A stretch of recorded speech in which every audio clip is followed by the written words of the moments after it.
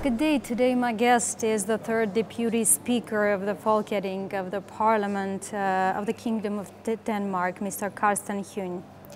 Good evening, Mr. Hønge. Thanks for accepting the interview request and welcome to Armenia. Denmark has been a champion of international cooperation and human rights. How can Denmark support Armenia in addressing the humanitarian challenges it faces?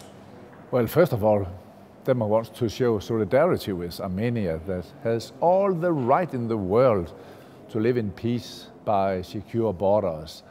There's no reason why Armenia should accept being bullied by neighboring countries or other powers in the region. So that's one of the things we can do from Denmark, is showing that smaller states like Armenia, Denmark, the Nordic countries can stick together and make a huge difference by being together. Small countries can face bigger countries. And you've already met with the head of the EU mission to Armenia and the 7 Danish members of the mission. How do you assess the role of the mission in ensuring regional stability?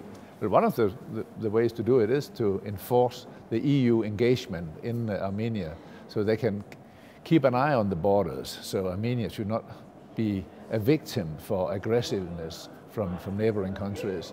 So that's one of the ways to do it, and also to encourage Armenian to seek closer ties to the rest of Europe. That could be EU, that could be NATO, but in any way, try to connect closer to the rest of Europe.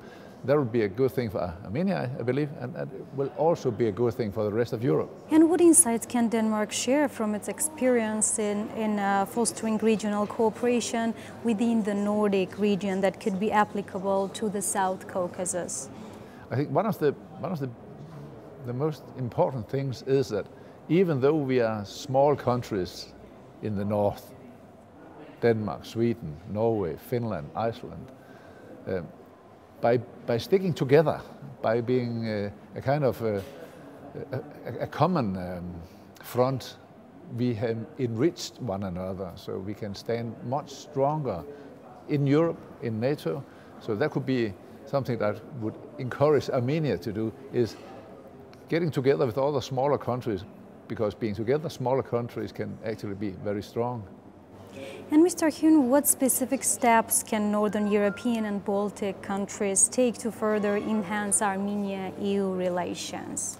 Well, one of the things we can do is kind of speaking your case, being kind of your advocates, that the Nordic countries and the Baltic countries can be a kind of your voice in the EU, and your voice in these ties that we have to do with one another in the security matters, because the world has become a very dangerous place.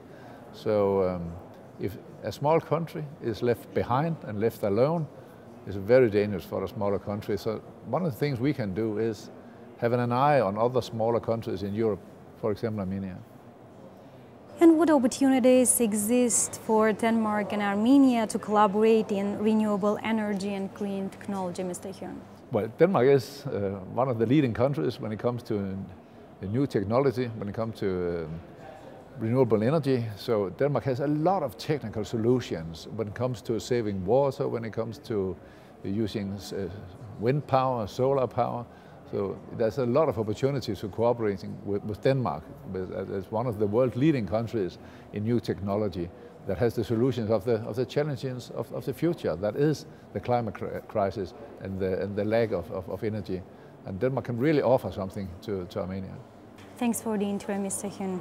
Thank you. Today my guest was the third Deputy Speaker of the Folketing, the Parliament of the Kingdom of Denmark, Mr. Karsten Hønge. Thanks for watching us.